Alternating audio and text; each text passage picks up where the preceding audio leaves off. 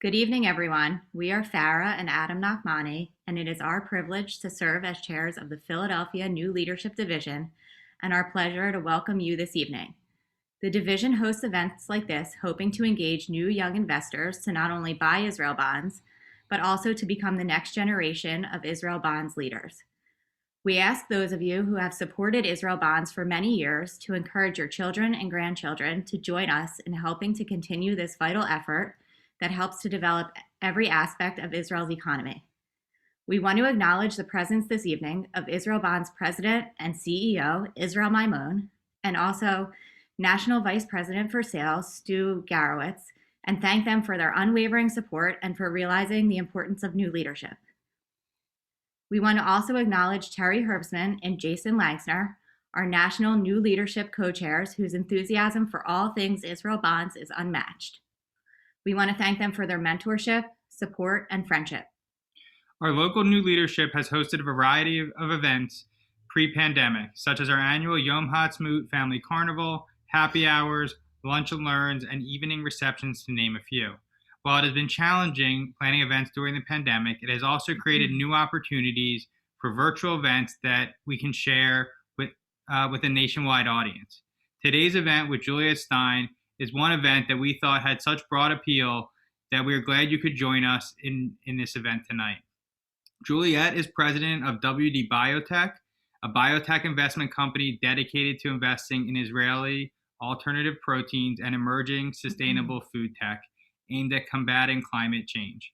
She is also director of special programs at the Max and Bella Stein Charitable Trust, which is dedicated to Jewish education and Israel advocacy. Juliet is our moderator for this evening. It is now our pleasure to introduce Harold Marcus. June 1st is Harold's 40th anniversary as a registered representative with Israel Bonds. For the past 10 years, he has served as our executive director of the Pennsylvania region. Please listen as Harold explains the Israel Bonds portfolio of investments and how we can maximize our efforts. Thank you, Farah and Adam. Good evening, everyone, and I thank you for joining us. I know we're all sitting here with a collective heavy heart as we watch the events in Israel unfold. But Israel's a strong nation, a resilient nation. As the sign behind me says, Israel is a strong nation. One of the things that Israel has always told us, that in order to remain strong, they have to be economically strong. And that's what your Israel bonds investments allow you to do, keep Israel strong. While all of you had to buy a bond to participate this evening, I want to talk to you a little bit about a number of different ways, using dollars you're already spending, that you can increase significantly support for the state of Israel. First, through personal investments. Most of you know that, for your own personal portfolios. But do you also know that Israel bonds make a phenomenal investment for your IRA? Any IRA almost will accept Israel bonds in the portfolio. What makes this something that you should do is that most of you know that Israel has never defaulted, been late with any payment of principal or interest, so that when you retire, you know the money that you invested is going to be there and you can plan. You heard Farah and Adam talk about children and grandchildren. One of the best ways to connect our next generation of young Jewish people is through buying bonds for every simcha, a birth, a bar mitzvah, a graduation, a confirmation, a wedding.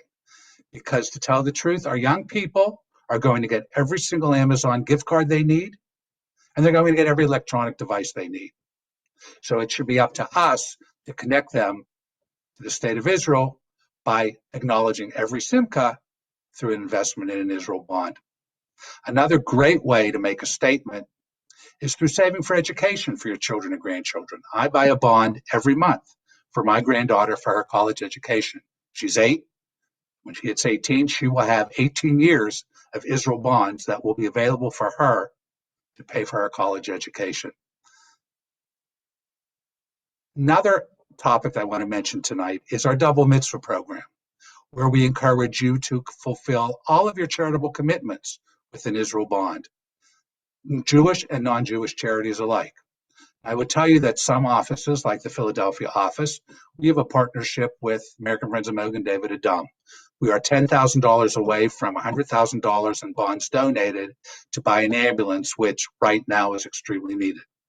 Other offices have other programs, but you also, any charitable contribution you are making to any organization, why not do it with an Israel bond? And the same goes for your colleges and universities. Bonds to universities send a resounding statement that Israel is important, and colleges and universities can't divest of an Israel bond because they must be held to maturity.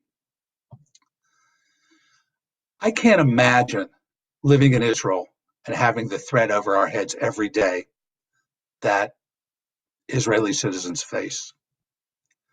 But you know what? It reminds me of a few things. If you listen to the first opening line of the theme from Exodus, it says, "This land is mine," not "this land is ours," and "God gave this land to me," not "God gave this land to us." That makes it personal.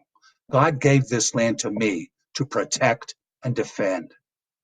Now, we aren't asked to go to the battlefront and face an enemy. We aren't asked to spill our blood. We're not asked to worry about running into bomb shelters. We're asked to write a check. And it's not even a check that you're giving away. It's a check that will come, the funds will come back to you with all of the interest that's accrued. This is how we can help. This is how we can, by using the methods that I've explained this evening, expand and increase our promotion, our support rather, of the state of Israel.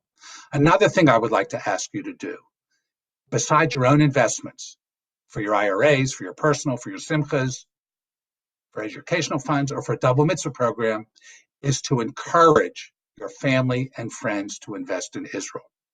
It is quite important that in addition to our base, we reach out to new investors, because after all, that is our future. Many people on this call have heard me say before that Israel Bonds is not just our name. It's a complete sentence. It's a subject and a predicate. Israel bonds us to our heritage, it bonds us to each other, and it bonds us to the future of the Jewish people. Your investment in Israel Bonds creates a strong nation, and that is your part in securing the future of the Jewish people. It's now my pleasure to introduce Juliet Stein. Juliet and her sister Kira are both significant investors in Israel Bonds, and they learned this lesson from two terrific parents, Michael and Jennifer Stein, who are significant supporters, and they are all ardent Zionists. So at this point, it is my pleasure to introduce our moderator and one of our expert panel members, Juliet Stein.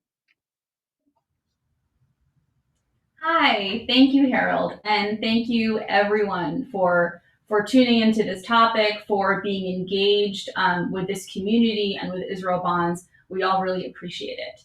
So before I introduce our two other panelists, I want to quickly just introduce our topic today and why we're talking about it. The idea came about because more and more investors are starting to be interested in impact investing. So what that means is investing in such a way that generates a measurable social or environmental benefit in addition to a financial return. And if this sounds a lot like Israel Bonds, then you're right. But it also sounds a lot like alternative proteins. And one of these spaces of investment of having impact is alternative protein. So what are alternative proteins? Alternative proteins are proteins that are meant to replace animal agriculture.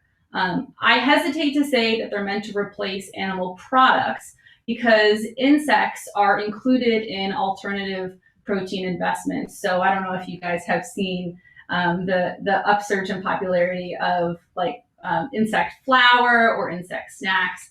But the idea behind alternative protein is that these new food technologies are meant to be disruptive to the existing food systems Animal agriculture is one of the leading causes of climate change, and there's a growing concern over animal cruelty. So in alternative proteins, there are three main categories of emerging food technology. That is plant-based meat, which I'm sure you all have heard about, meat grown from fermentation, and cultivated meat.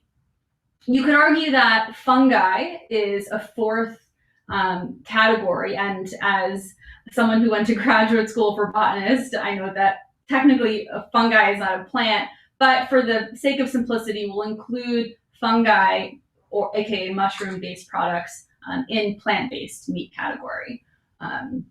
So we all know what plant-based meat is, but what is fermentation and cultivated meat? These two terms are generally found under this umbrella term that's called cellular agriculture. And these two technologies are meant to create lab-grown meat, which is the same biology as meat, cell for cell, the same sensory profile, aroma, flavors, but without the cruelty, carbon footprint, antibiotics, and hormones that some animal agriculture meat can have. These are not new technologies, I want to make it quite clear. It's just a new application for existing technologies. This has been used in biopharmaceuticals for years for vaccine production, immunotherapy, fermentation tech has been used in cheese making for years to produce rennet. So what does this have to do with Israel? That's a really easy question to answer, because agriculture and agriculture tech really is the sweet spot for Israel, more than I would say any other country in the world.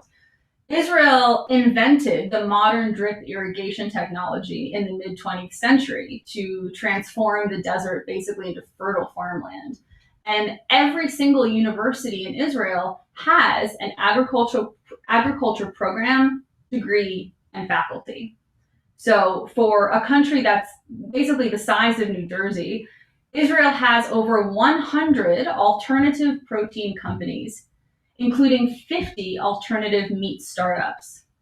It ranks second only behind the United States in its number of fermentation and cultivated meat companies. This is due in part to Israel's startup ecosystem being one of, frankly, the best in the world. It's known as Startup Nation for a reason. There are 28 research labs in established academic institutions in Israel that's doing research in alternative protein, and 296 labs that have contributed or have potential to contribute to the field. So with this untraditional network between government, university, and research lab, public and private funding are much more accessible to startups in Israel than other countries, which propels Israeli R&D efforts forward in this field at really astounding rates. Some interesting numbers are in 2020, plant-based product sales in Israel grew 13 times more than animal-based products.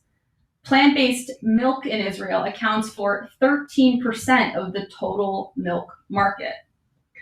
According to the Good Food Institute in Israel, from 2018 to 2020, investments in alternative protein companies in Israel increased eightfold, from 14 million in 2018 to 114 million in 2020. This exponential growth is well ahead of other leading Israeli industries. For example, cybersecurity technologies in Israel have a growth of about 50% per year, while alternative protein in Israel has an average yearly growth of 187%. The majority of these investments are in the plant-based sector, with the rest being in fermentation and cultivated meat. And in summary, arguably, one of the most important technologies is the one that will be feeding us in the future, when growing populations and unsustainable food systems are poised to lead us to some level of food scarcity. So whether you're a Zionist that is not involved in environmentalism, or you are a climate change activist without previous ties to Israel, I really hope that this topic tonight illustrates this specific geometry of crossroads between Zionism, food tech, and sustainability. So, without any further ado, let me introduce our panelists that are here with me. Seth Goldman is co-founder of Eat the Change, a brand that empowers consumers to make dietary choices aligned with their concerns around climate and health. Eat the Change recently launched a line of organic mushroom jerky as part of this mission. Seth is also the co-founder of Plant Burger, Honest Tea, and chair of the board of Beyond Meat. He has been widely recognized for his entrepreneurial success and impact, including Ernst & Young's Entrepreneur of the Year in Greater Washington, the Washington, D.C. Business Hall of Fame, Beverage Industry Magazine's Executive of the Year, Beverage World's #1 Disruptor, and Partnership for Healthier America's CEO of the Year. Seth, welcome. Thanks. Nick Cooney is founder and managing partner at Lever VC, a venture capital fund investing in early stage companies in the alternative protein sector. Lever VC operates globally with offices in Hong Kong and the US, and staff in the US, Hong Kong, Europe, and Israel. Nick was also the co-founder and former managing trustee and investment committee member of the New Crop Capital Venture Capital Trust, as well as co-founder and former board chair of Good Food Institute, the world's largest non-governmental organization working to grow the alternative protein space.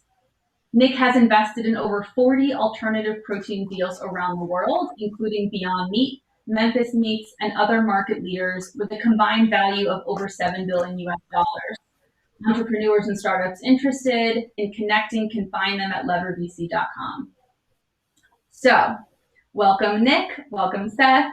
I want to begin by first asking Seth and then Nick a general loaded question, which is, what made you interested in alternative proteins in the first place? Seth? Sure. My answer is really simple. I was hungry. Our family's been vegetarian for, now over 15 years. And while we were always happy with that decision from a ethical perspective, we were often disappointed with the culinary options. And so when I read about this company getting started out in California, Beyond Meat, that was seeking to replicate the taste and texture of meat using only plants, I sent an email to info@beyondmeat.com and said, if there's any way I can help out, I'd love to get involved.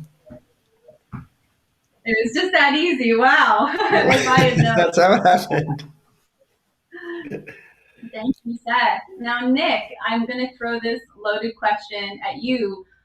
What made you interested in alternative proteins? Yeah, for me, it sounds similar to Seth, and I think similar to perhaps to you, Juliet. For me, it was 22 years ago. Someone presented to me for the first time this idea about that we should care about how we treat animals, including how we treat animals on an industrial scale.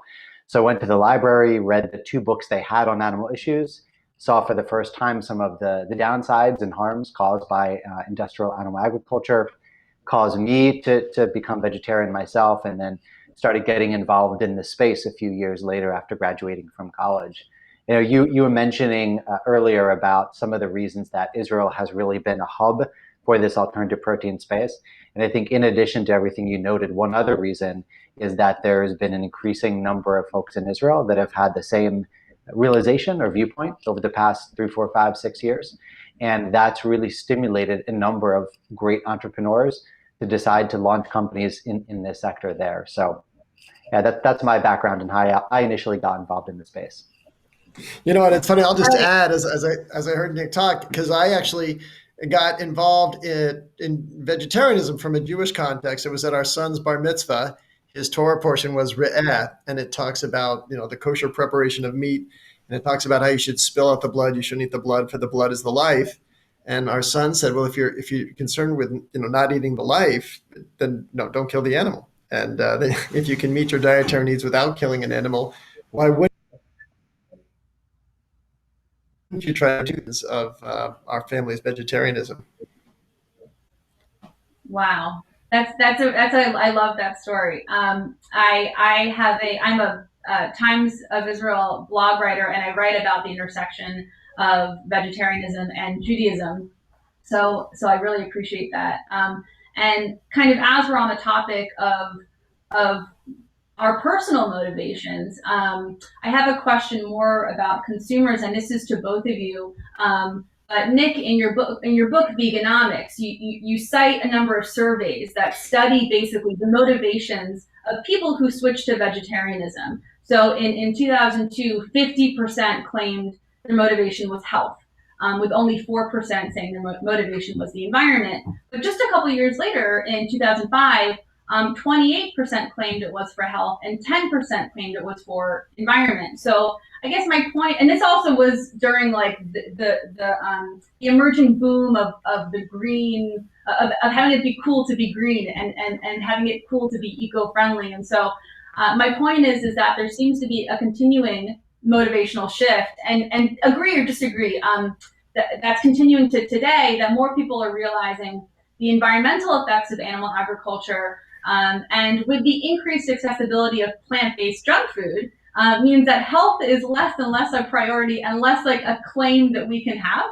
And including the fact that Israel has one of the highest rates of vegetarianism and veganism. My question to both of you, you might have different perspectives as well, is what's the main motivator for consumers to engage in alternative proteins, and do you see it changing or not? Sure, can jump in there. So indeed, if we look at the studies that have been done, including some that have looked at real purchasing decisions of people buying, for example, Beyond Meat from Seth's company, or consumers of some of the other brands in the space, what they found is that the vast majority of the people that are picking up these products, over 90%, are people that also consume meat, also consume regular dairy, but they're adding these plant-based meat or plant-based dairy products into their diet for health reasons, because they realize that increased plant protein consumption, decreased animal protein consumption relative to what it is for the average American would be a good and healthy thing.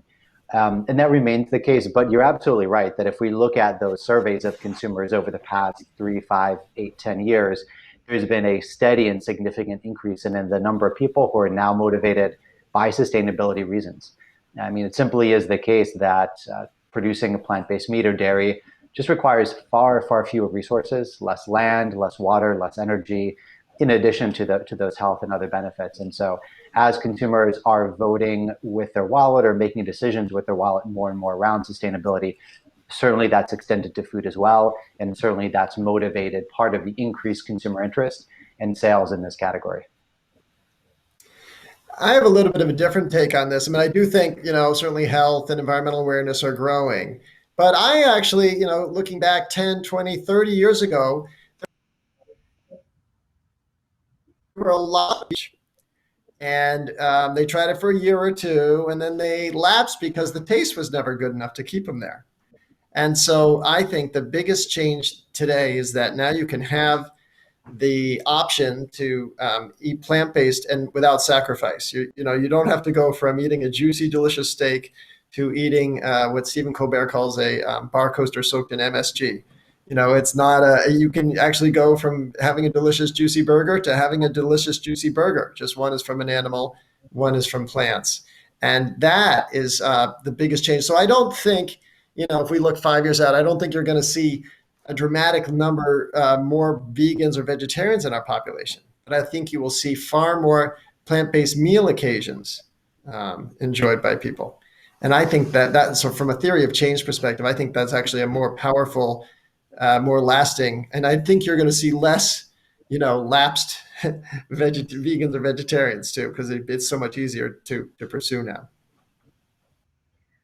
Right, exactly. I know that there is a place, I believe it's in the Netherlands. I follow them on social media. They're literally called Vegan Junk Food Bar, and they have the any kind of junk food you can think of.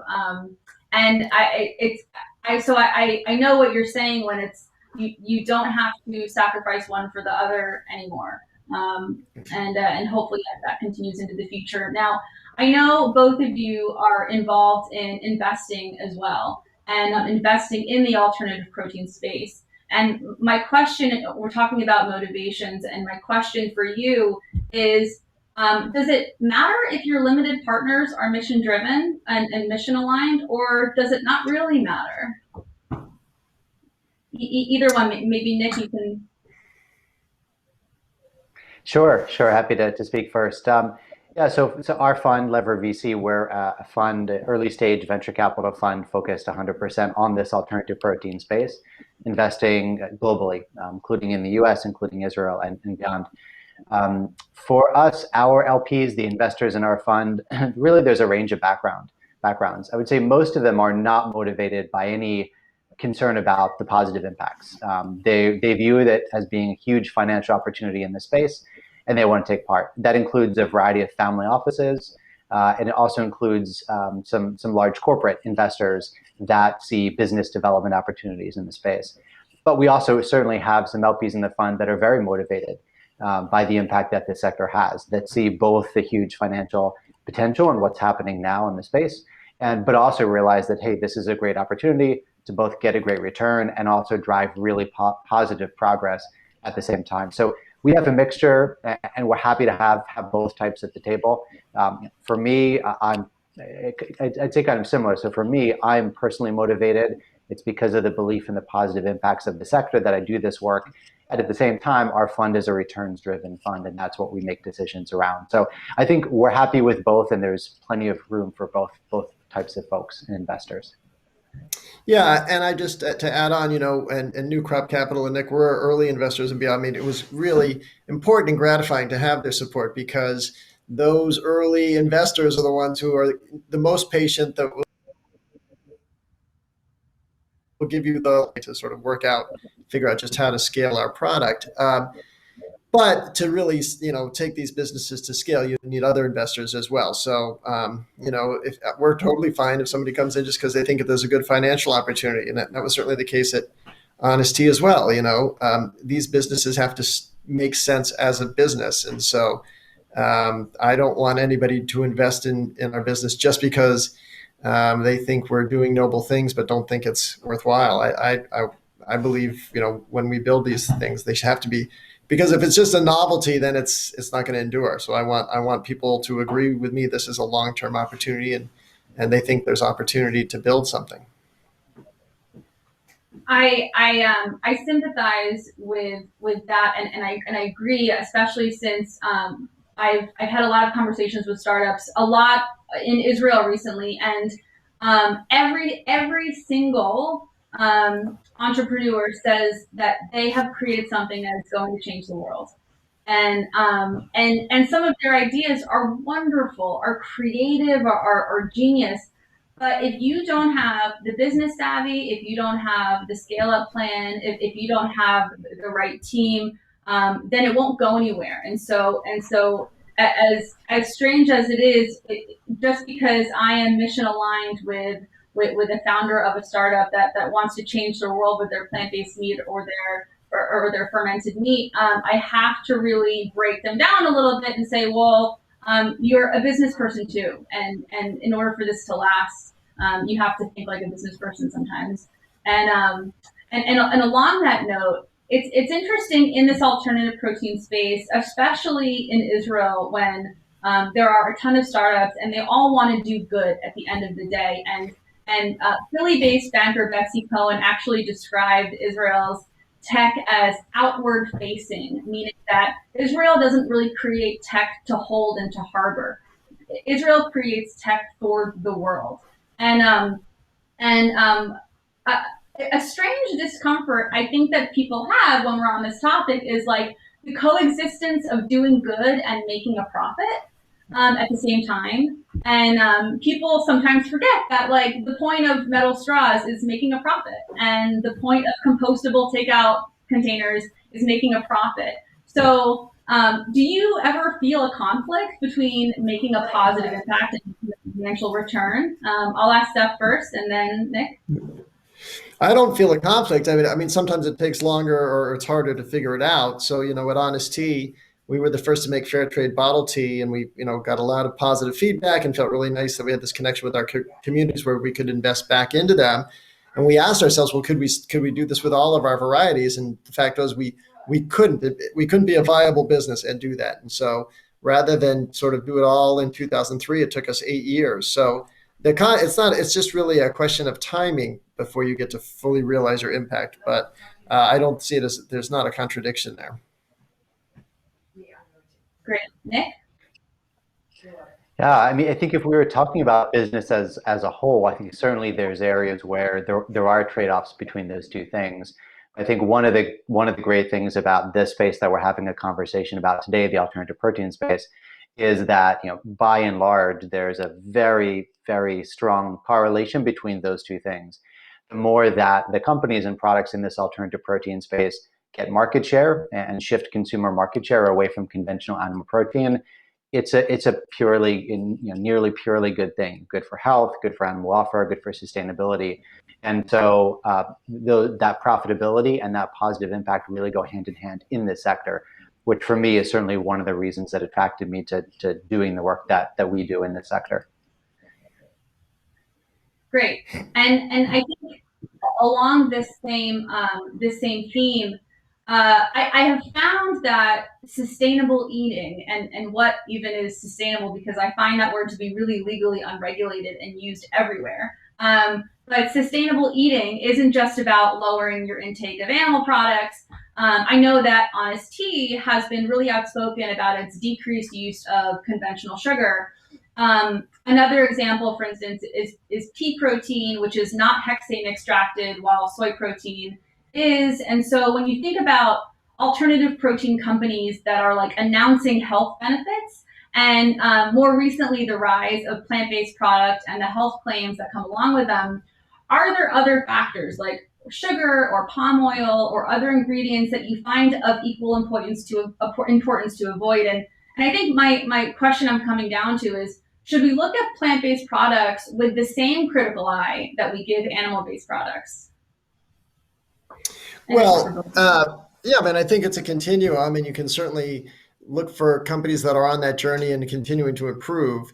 And so, yes, there is, I think, a fair question to be asked. We don't yet know what the environmental footprint of cultured meat is, because it hasn't really been produced at scale. But if it as a result ends up consuming more resources than animal-based agriculture, whether that wouldn't make sense. And I'm not saying it does, but we need to understand what that looks like. For example, people have asked me, because of my background with Honest Tea, is Beyond Meat going to be organic anytime soon? And of course, over time, we'd love to see that happen, but we're just, the ingredients aren't scaled. The whole process isn't scaled to that point. I think the key thing to remember, though, is, and often you'll hear the meat industries talk. There's some silly social media where you see the meat industry, criticizing the fact that plants have to be killed, and that a lot of animals get killed when crops like peas are grown. And so that is a false comparison. You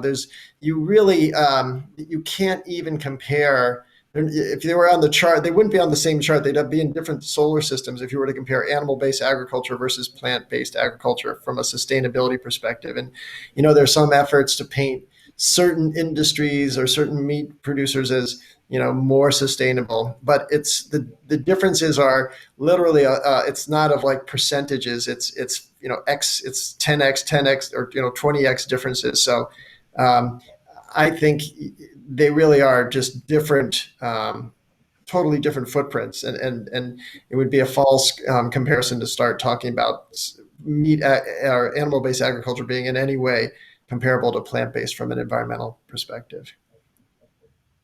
And I'll just the one point, just to show you, Beyond Burger, we've done this. We had the University of Michigan do a life cycle analysis. They found the Beyond Burger uses 99% less water, 93% less land. So, like I say, it's not a matter of percentages. It's X, in this case, 99X. So these are dramatic differences that really make them not even can't be plotted on the same chart. Sure, and going along with cultivated meat, I know some numbers out of Israel with some cultivated companies there. They've claimed that they are using less electricity and less resources, except they seem to be using around the same amount of water. And I don't know if that's going to be like the fact that takes them down or doesn't make them as sustainable.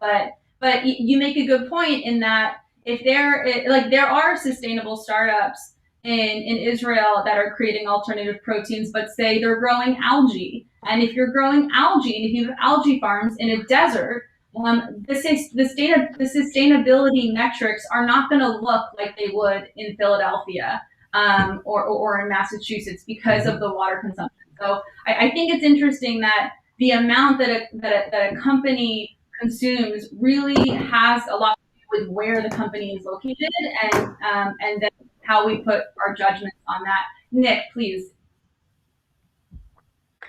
I think you're right. I think you're certainly right on that. On the general, the previous question, I very much agree with Seth's point of view that it's a continuum.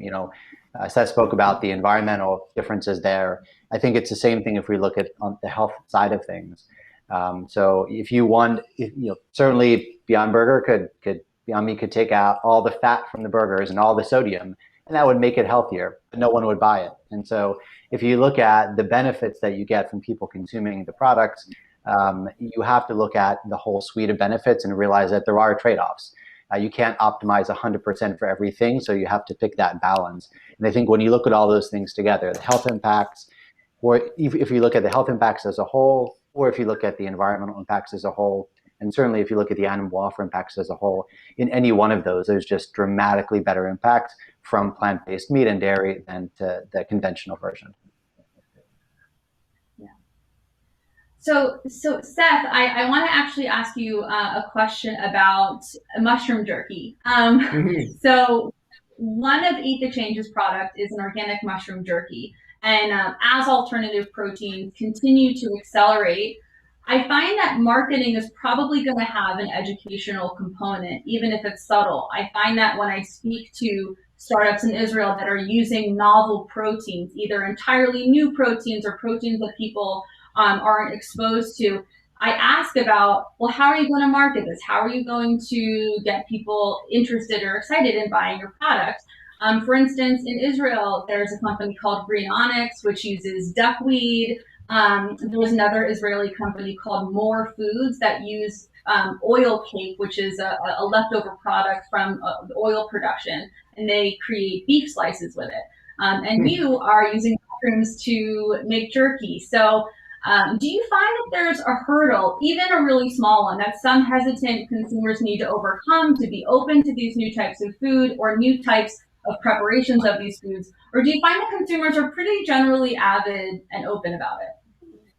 No, it is always a hurdle. Anytime you're bringing out something new, people have to get comfortable with it. And the good news is today that people are a lot more flexible in their thinking. I mean, 20 years ago, if we were saying try this plant-based milk, they would have been like, what does that mean? It doesn't come from a cow. How does that work? And of course, today, actually a majority of the offerings in Whole Foods dairy case are plant-based. So, people's understanding is different.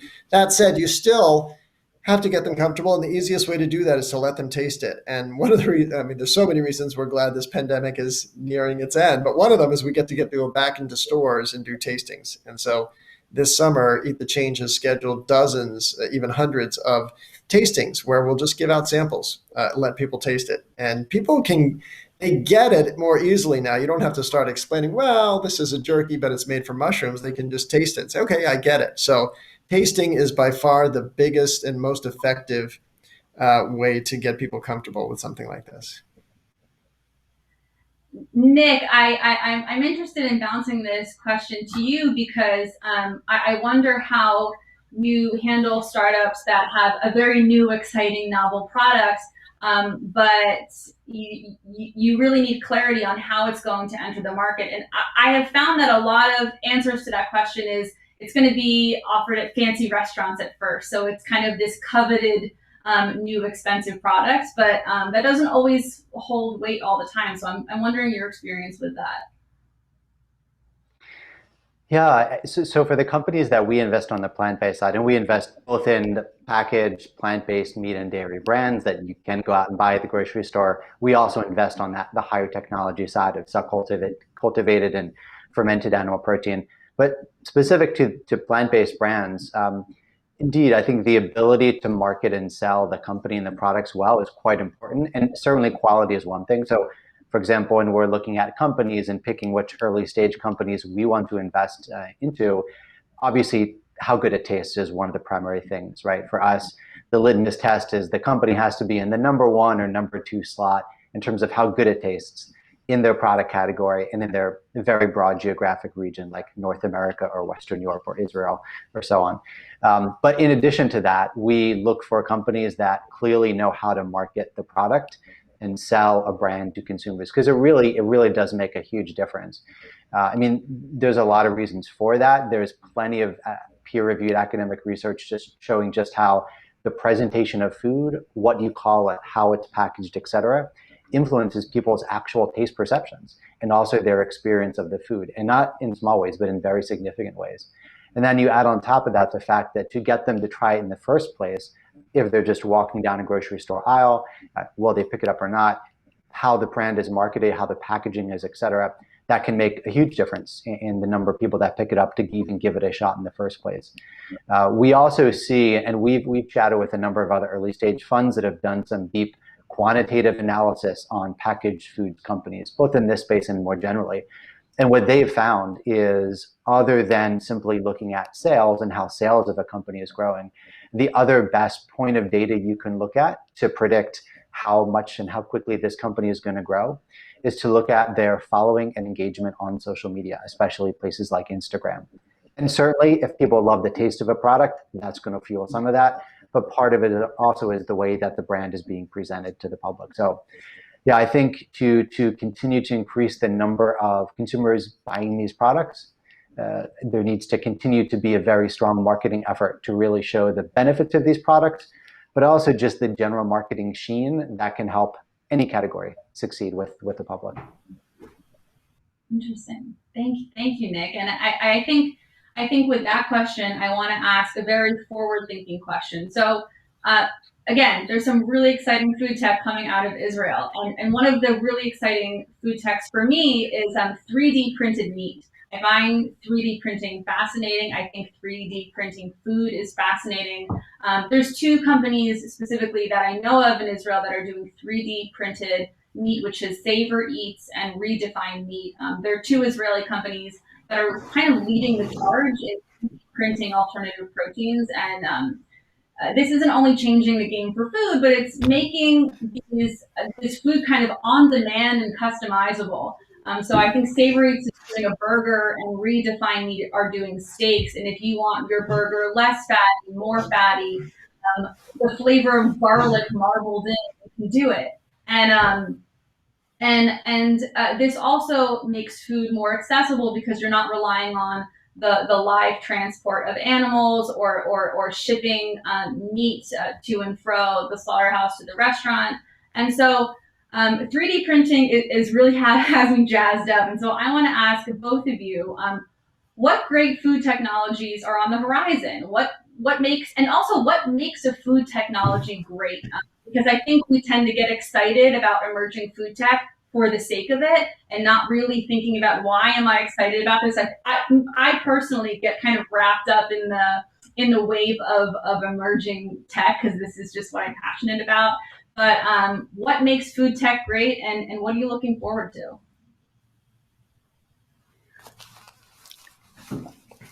I'll take a crack at that first. I mean, to me, we are seeing continuous improvement go to Beyond Meat, where just this month we've introduced what we call 3.0, and it has less saturated fat, more vitamin B12 and other nutrients. To me, the most exciting innovation ahead is the cost down of these products. And the reason that's so important is because we have to think about all the barriers to democratizing plant-based protein. And so obviously there have been some psychological barriers that were keeping people away, some taste barriers that were keeping people away. And those, I say, have been eroded quite a bit. Now, one of the things that's still out there is price. These products are still premium priced. When they came out, they were probably 100% more expensive. Today they're closer to 50%. And I expect within 5 years, they'll be actually price advantage. They'll be less expensive government subsidies. When that happens, you actually reach what I call the flipping point. So rather than people today, still say, well, why do we need plant-based protein? You'll get to a point 5 years from now where people will say, well, if it's environmentally better, nutritionally better, taste comparable, and economically better, why do we need this system of raising and slaughtering billions of sentient creatures that is so wasteful in so many ways? And that, for me, is the most exciting technological development that'll happen with, not just within our lifetimes, but, within 5 years. Yeah, and this just reminds me, there's a company in Israel called Future Meat Technologies that's creating chicken and beef, and which has been really funded a lot by Tyson, and it's not quite at cost parity, but it has a $7.50 chicken breast that they can cultivate in a bioreactor, which I think is exciting. I know we only have a couple minutes left, but Nick, I want to throw the same question to you. Yeah, I think one way to look at the general question of what's the most exciting food technology, what makes a new food technology most exciting. And I think for this area we're talking about within alternative protein, it would be things that make these products taste much better or be much, much healthier at a price point and a format that can work with customers that people like. And so I'd say for me, the most exciting is sort of in the first half of that, making things taste better. We've been talking about plant-based meat and dairy and a bit about the cell-cultivated or fermented companies producing real meat protein, but without the need for live animals. So what we're just starting to see, but I think going to see a lot more of in the next couple of years, is those two things coming together, where you have companies producing real meat protein or dairy protein, and then combining it with plant-based products. So you'll have at least some plant-based meat companies that are incorporating, say, a few percentage points of real cultivated or fermented animal fat in the product to give a dramatic improvement in the taste and texture at a minimal increase in the price. Dairy proteins, real dairy proteins being added to plant-based cheese and yogurt and so on to improve the functionality and taste. I think those inclusions, I don't think every company is going to take that route, but I think some will. And I think the inclusions of some of those are what's going to take the plant-based or general alternative protein space from where it is now in terms of how good it tastes to a significantly higher level in the next 5 years.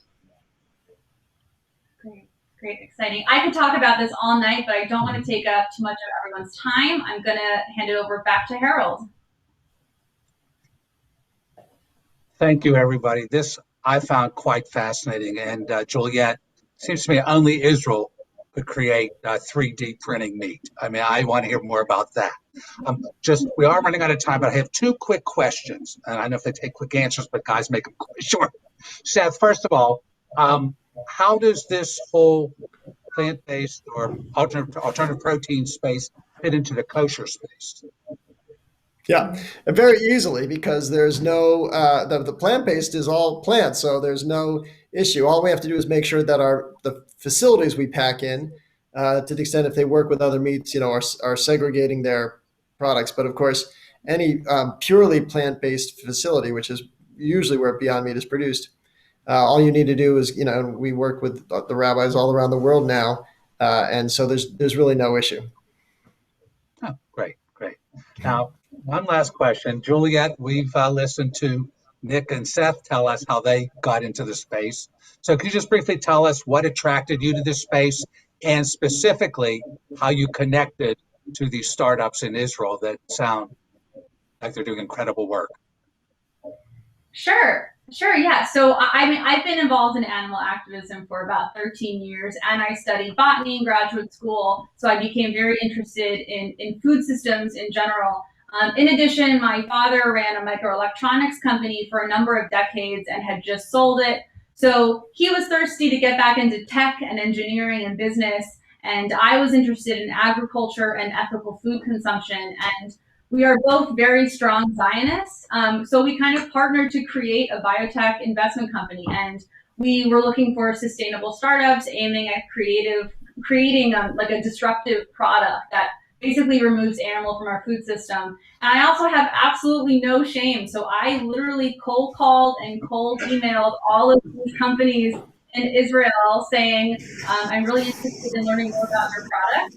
And Israel is wonderful because everyone is family there. And so everyone got back to me. And before the day was over, I would be Zooming with new friends and new family, so to speak. And so that's how I got involved. And it's very easy to get involved in the startups in Israel because of how warm and connected everyone is there.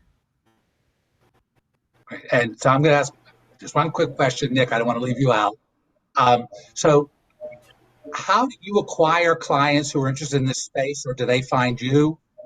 And how did that get connected to Israel? So both in terms of the investors that we have in the fund and also the companies we look at come from a wide variety of sources. Mostly it's folks who either read about us or see about us online and reach out, or sometimes we're connected by a mutual acquaintance.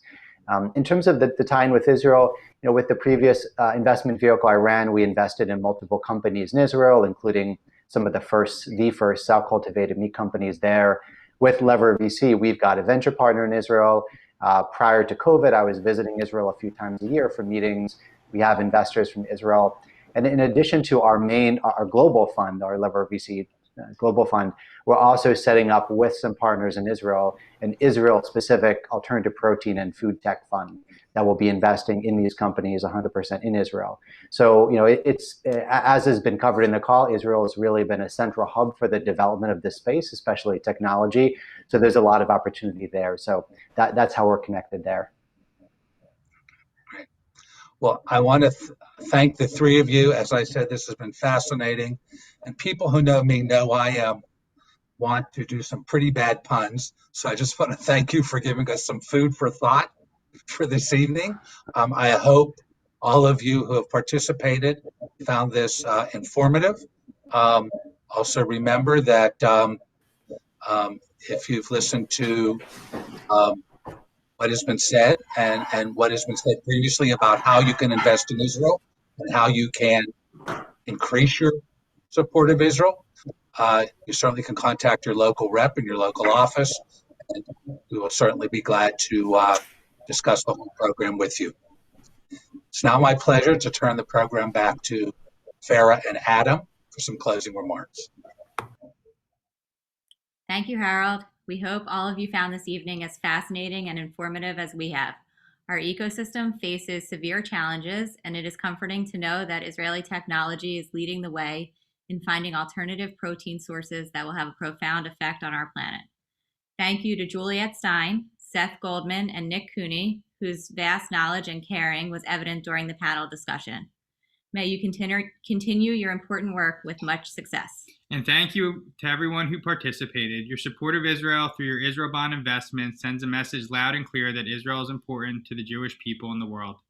If you haven't yet bought your bond for tonight or would like to make additional investments, please contact your registered representative. We look forward to your participation in future events and hope that we can come together in person soon. And we continue to pray for peace in Israel and the Middle East. Have a great night, everyone.